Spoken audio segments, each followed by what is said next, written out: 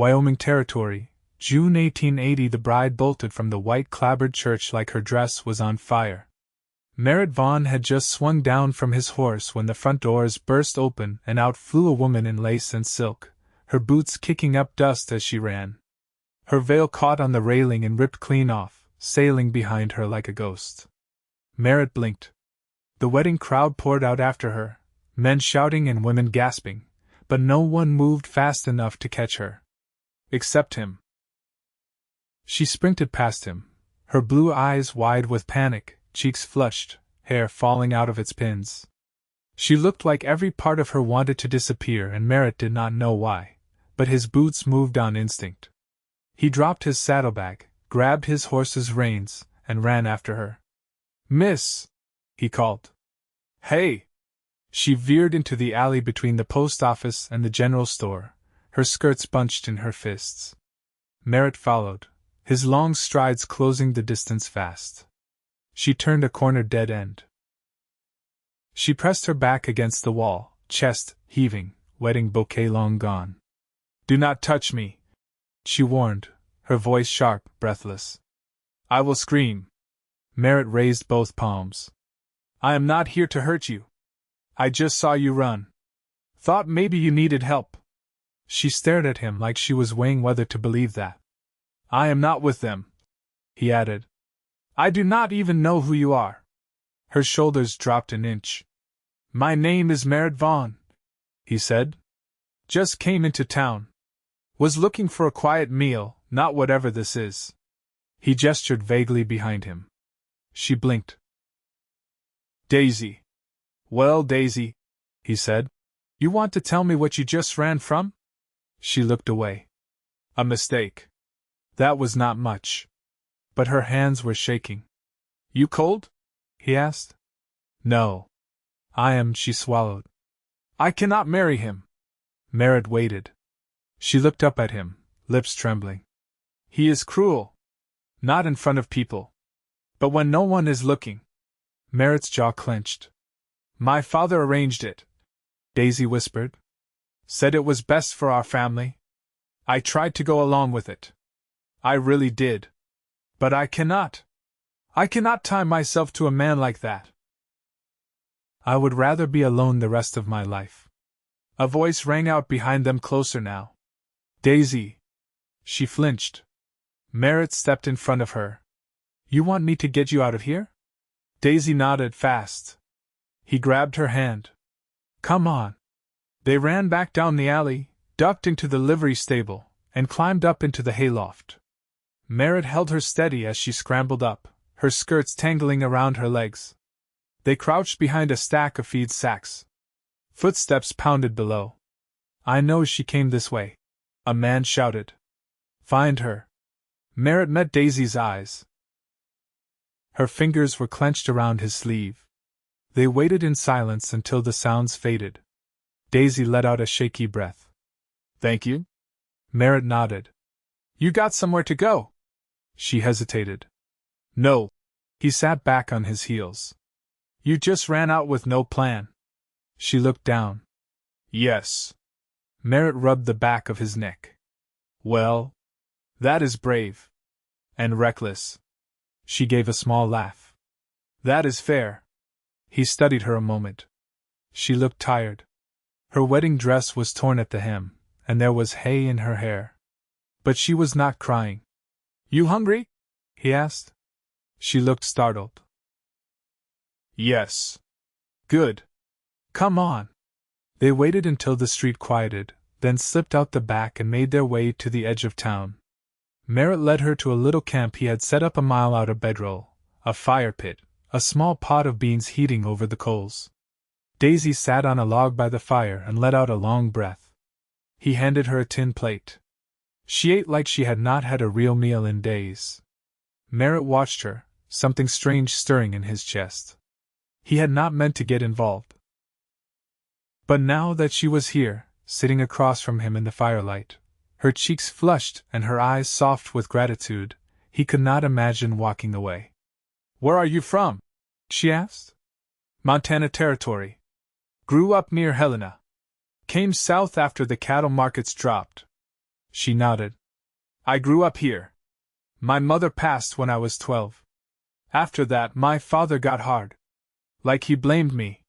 Merritt looked at her, quiet. I always wanted to leave this town, she said. But I never had the chance. Until today. You are free now, he said, simple and true. She looked at him then, really looked. There was something steady in his eyes. Something kind. Thank you, she whispered. He shrugged. I just ran after you. No, she said. You caught me. They sat in silence, the fire crackling between them. He did not know what this was yet. But something about her felt like a tether pulling at his chest. Like maybe he had been meant to be here today. Meant to see her run. Meant to follow. Daisy hugged her knees to her chest. What happens now? Merritt looked at her. That depends. You want to keep running? She looked at the stars. I want to go somewhere no one knows me. Start over. He nodded. I can help you do that. Her eyes met his. Why would you? He hesitated, then said, Because I want to. A soft smile curved her lips. They did not say anything more that night. He gave her his bedroll and slept beside the fire. When he woke in the morning, she was still there. And something inside him settled. He had caught a runaway bride. And maybe, just maybe, he was not letting go. By noon, they were riding west along the Sweetwater River, a slow, steady trail that curled through cottonwood stands and quiet bluffs. Merritt had offered her his gelding and walked beside, reins in hand, his hat low against the sun. Daisy's dress had been traded out for a plain riding skirt and a borrowed shirt from his saddlebag, the sleeves rolled and pinned to fit. She hadn't said much since morning, but that didn't feel like distance. Just a kind of tired peace. When they reached a bend in the river bank shaded by willows, Merritt paused. Let's water the horse and rest a bit, he said, tying the reins to a low branch. Daisy slipped down and stretched her legs. Her boots left shallow prints in the sandy earth as she walked to the water's edge. She crouched, dipped her hands, and splashed her face. Merritt sat on a rock and watched the current drift. Sunlight flickered through the trees, and in the hush of the leaves he heard her voice again. Have you ever been married? He shook his head. No, why not? Never met someone I'd trust with that kind of promise. She looked back at him, brushing damp hair from her temple. You seem like someone who keeps his word. I do. She came back, sat beside him, knees pulled up. I thought I knew what kind of man I was marrying. I got it wrong. Most folks do, Merritt said. Takes time to see someone clear. Daisy lowered her head. He never hit me. Just made me feel small. Like nothing I said or thought mattered. I started to believe it. He didn't answer right away. Then, you don't sound like someone small to me. She turned her face toward him, but he kept looking at the river. I think I want to go north, she said after a while. Maybe to the Bighorns. I heard there's land out that way still open. There is. Do you know it? I've worked ranches from Sheridan to Buffalo. Good soil, clean air. Hard winters. I can handle hard. He glanced at her then. I believe you. Daisy pulled her knees tighter. I don't have money. Not much, anyway. My father held everything in his name. I got out with a locket and a few dollars sewn into my hem. You don't need to explain. I just don't want you thinking I'm looking for a man to hand me a life. I'll build my own. I didn't take you for someone waiting to be rescued. She looked at him, eyes steady. Then why are you helping me? Because you deserve a fair chance. Most folks don't get one. She nodded, slowly.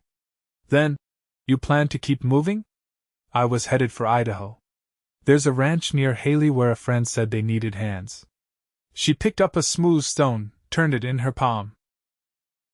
Would you ever go back to Montana? Maybe. If there was reason enough. Daisy looked down at the stone. I never thought I'd leave home with nothing and feel freer than I ever did.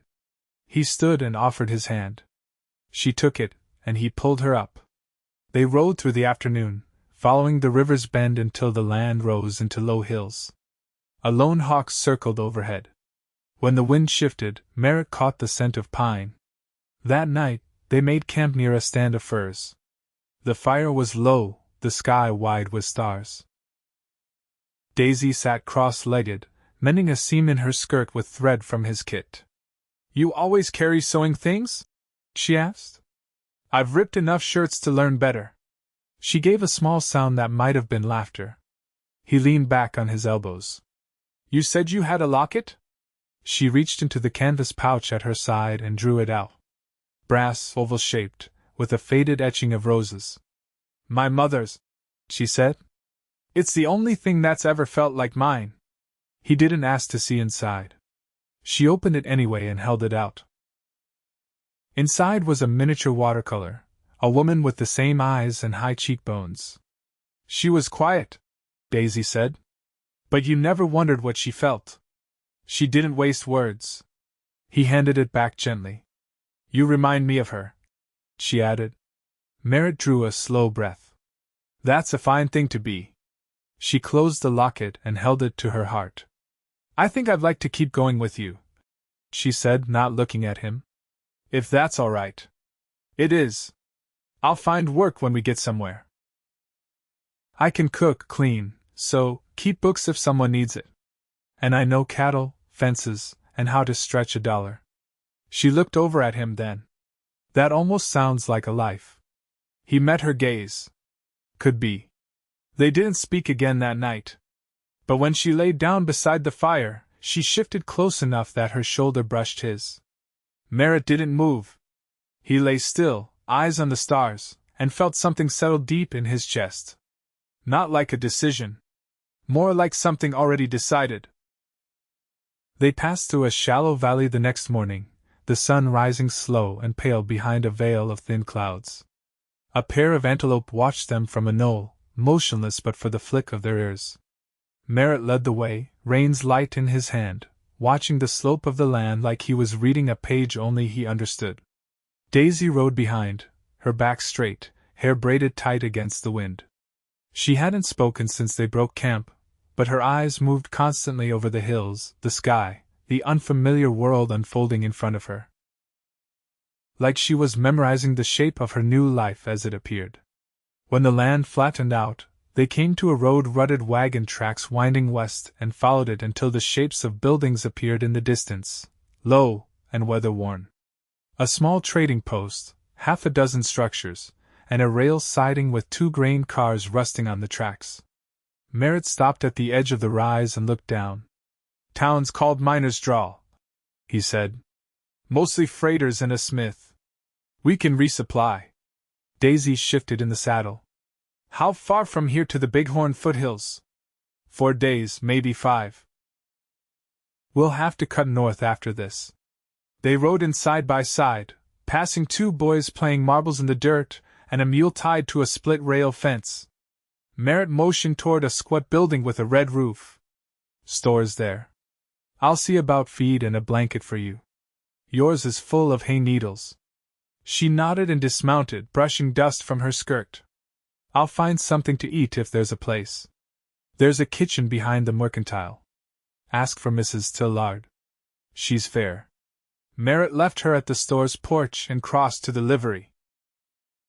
A man with a crooked wrist and grease on his chin took his coin and promised oats, and Merritt returned with a coarse wool blanket tucked under his arm. He found her sitting behind the store with a tin plate in her lap, knees drawn up, a curl fallen loose near her ear. She was chewing slowly, watching a rooster pace the yard. "She fed you?" he asked. "She said I looked like I hadn't eaten since spring. Gave me bread and sausage." Merritt handed her the blanket. "Smells like sheep, but it'll keep you warm." She pressed it to her chest, eyes softening. "Thank you." He sat beside her, glancing toward the hills. "You ever worked soil before?"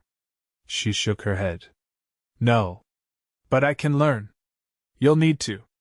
Land up there's generous if you're patient. But it won't give you anything you don't earn." Her jaw set just a bit. "That sounds fair." He studied her profile, how her chin lifted when she said it, not proud, just resolved. He'd seen men twice her size shrink under less. After a long moment, she said, "What did you leave behind?" He drew a breath. "A brother. Younger. We haven't spoken in years. He stayed on the land our father left." I couldn't. "Why not?" He drank himself into silence the year Ma died. Couldn't speak a kind word after that. "Some things you can't live with." She turned her head. "And you never went back?" "No, I suppose I understand that." They watched the sky change, the clouds thinning, the light turning gold at the edges. Merritt shifted, leaned forward with his elbows on his knees. "I've been thinking," he said. "We could file a joint claim once we get north. It'd be easier, 2 names on the ledger." Her brow furrowed. "Won't that raise questions?" "Maybe. But if we say we're married, no one look twice. Especially not up there." Daisy was quiet for a long while. "Then, you'd do that? If you want it." She looked down at her hands. "I don't want to lie." "Then don't," he said. "We could make it true. If you choose it." She didn't flinch. "You want that?" "I do." She met his eyes, clear as sunlight through river ice. "Then yes." His breath left him slow. "All right then," he said. She smiled, small and sure. "All right." They stood, and he offered his arm. She took it, and they walked back through Miner's Draw together, side by side, the horses trailing behind. Whatever came next, they'd meet it the same way they first met, moving forward, not turning back. They left Miner's Draw before first light, the sky still washed in ash blue and the wind carrying the scent of last night's cook fires. Merritt led them north toward the Powder River country, where the land grew wilder and the horizon opened wide as breath. They passed only one wagon that day, a freighter hauling barrels, and the driver nodded but didn't stop. Daisy kept her eyes ahead, one hand resting on her saddle horn, the other holding the edge of her new blanket close around her shoulders. By the third day, the road gave way to broken trails, and Merritt began cutting across open country. They followed shallow creeks and crossed through grassland gone gold with heat, where prairie hens flushed from the brush and coyotes watched from the ridges. Daisy grew quieter with each mile, but it wasn't fear or doubt. She carried herself like someone listening to unfamiliar music, learning its rhythm. That afternoon, they found a spring nestled between red rock outcroppings, the water cold and clear. Merritt knelt to refill their canteens while Daisy wandered to a nearby patch of sage. She crouched, running her fingers along the silvery leaves. "I never knew how much green there was in dry country," she said. Merritt stood. "It hides itself until you pay attention. You see things other folks miss," she said, not looking up. "You don't talk just to fill silence." He slung the canteens over his saddle horn. "Noise doesn't prove anything." She rose slowly, brushing dust from her hands. "I used to talk too much. Thought if I kept saying the right things, people might hear me." He waited, letting her finish. "I said yes to a man I didn't love because I thought if I kept trying, I could make it feel right. But it never did." She looked over, eyes steady as a fence post. "I didn't expect you to ask me to marry you," she said. "You never once tried to flatter me." "I don't know how," Merritt said. "But I do know what I see." "And what's that?" "A woman who ran toward her own name, not away from someone else's." The wind moved between them, quiet and sure. That night, they camped in a shallow draw where the land folded in on itself, shielding them from the wind. Merritt dug a fire pit while Daisy gathered branches from a nearby thicket. When she returned, he was heating beans and salt pork over the coals. She set the firewood down and sat, drawing her knees to her chest. "You ever think about what kind of place you'd settle in?" she asked. "I did once," he said. "Back before I started moving with the work." "What did it look like?" He didn't answer right away. "Small," he said finally. "A house with a porch that faces the sun in the morning. Somewhere the soil's dark enough to hold roots. She looked at the flames. I want a garden. I want to grow something that feeds me. You will. Daisy looked over, eyes catching the firelight. You sound certain. I've seen what kind of woman you are. She smiled not wide, but it reached her eyes. The next day, they reached the edge of the Bighorn foothills. The air turned cooler, and the trees came closer together. They rode in silence, the sound of hooves muffled by pine needles. Merritt slowed when they reached a rise overlooking a narrow valley with a stream running through it. He pointed. That's what's left of the Johnson place. Widow lived there until last winter. They rode down to the cabin, weathered spruce logs, moss growing between the joints, but the roof still held. A stone chimney climbed one end, and a rough-hewn fence ringed a patch of overgrown ground. Daisy slipped off her horse and ran her fingers along the doorframe. This could be it, she whispered. It could, he said. You want to stay? She turned toward him. Do you? I do. Daisy stepped forward and reached for his hand.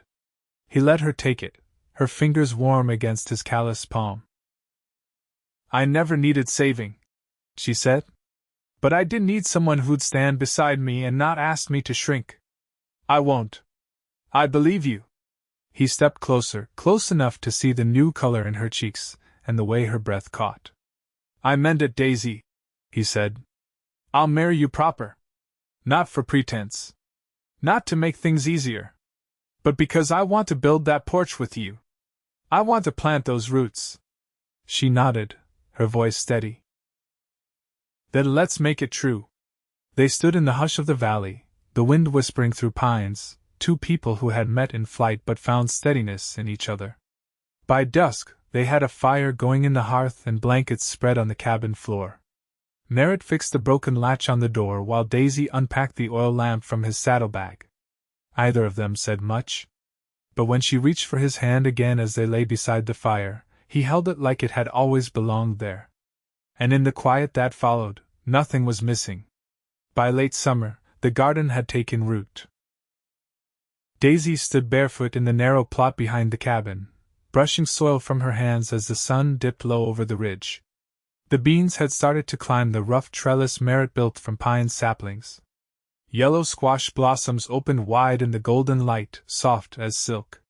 She ran her fingers over the leaves with quiet care, counting the hours it had taken to coax them from seed. Her back ached, and her nails were rimmed with dirt, but she never felt more sure of her place in the world. Merritt was down by the creek, repairing the fence where a mule deer had pushed through the wire. She could hear the steady rhythm of hammer against post, a sound that had come to mean home. When he returned, his sleeves were rolled and his shirt stuck to his back, but his face eased the moment he saw her. Fence'll hold through winter, he said, setting the hammer down on the porch as he passed. She poured him a dipper of water from the bucket and handed it over. You always work like the land's watching, she said. It is, he replied, drinking deep. You give less than your best, it remembers. They sat on the steps as twilight thickened. The trees whispered with wind, and a hawk called high above the ridge. Daisy rested her cheek against his shoulder, the linen of his shirt coarse against her skin. They hadn't spoken of leaving again. The thought never rose between them anymore. I got a letter today, she said. He shifted slightly. From who? The woman who used to cook at the post in Miner's Draw. Mrs. Tillard. She said my father passed last month. Fever took him. Merritt didn't speak right away. You all right? He asked finally. I think I am, she said. I thought I'd feel something heavier. But it's quiet inside. Like a page turned. He wrapped his arm around her waist, his hand warm against her side. She said there's no estate. Daisy added. Nothing left to claim. He drank through most of it, I expect. You don't need anything from that life. I don't want anything from it. They sat until the light went blue over the trees, until the first stars blinked into sight. Then Merritt stood and reached for her hand. We got enough time to finish the roof before the rains come, he said. I'll help you tomorrow. I know you will. That night she leaned into him beneath the quilts, her breath even and warm against his collarbone. "I never thought I'd have this," she whispered, voice half asleep. "A place that feels like mine. A man who sees me clear." He kissed her hair, slow and sure. "You have both," he said. She smiled against his skin. They rose early the next morning. Merritt climbed onto the cabin's slope with a bundle of cedar shingles tied together with twine. Daisy passed him nails one at a time, her skirt pinned up and her boots planted firm on the ladder. "You ever think about building something bigger?" she asked as she handed him the last nail. "You mean the house?" "I mean the life. A little more of it." He looked down at her, brows lifted. "I'd like a child," she said. "When we're ready." He nodded. "You'd raise a strong one." "We would," she said. By the time the roof was sealed and the ladder pulled down, the air was thick with the scent of pine resin and sun-warmed bark. Merritt wiped his brow with his sleeve and took her hand without waiting. They walked to the field where the grass grew tall and gold, where the land stretched in every direction like a promise. He turned toward her, his voice quiet but certain. "Marry me proper." She blinked. "We already did." "No. We agreed. But I want it done right. A preacher, a witness. I want to say it with both feet planted." Daisy looked up at him, her throat tightening. "Then say it." "I love you," Merritt said. "I want to wake up beside you till I can't stand any more. I want to grow old with you on this land." She cupped his face in both hands. "You already gave me the life. I'd be proud to wear your name." They married that Sunday, under an aspen tree by the creek.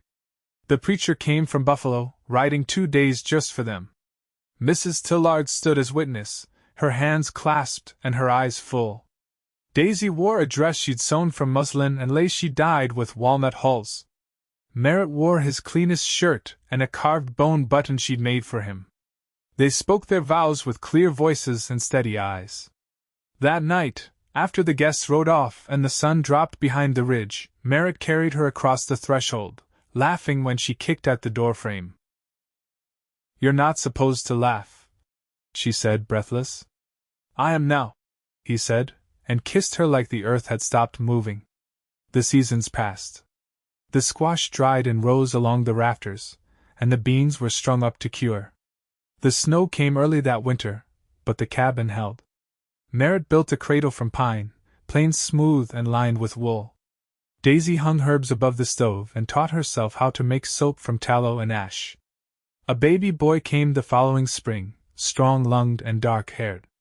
They named him Eli, after the only man Merritt ever trusted back in Montana. He grew fast and laughed often, his first steps taken on the same porch where his parents had sat, watching the world unfold. Merritt built a barn the second year, and Daisy's garden doubled in size. They added 2 hens, a milk cow, and a hound that stayed close to the boy's heels. Years passed, but nothing faded. Merritt's hair grayed at the temples. Daisy's hands bore the calluses of work.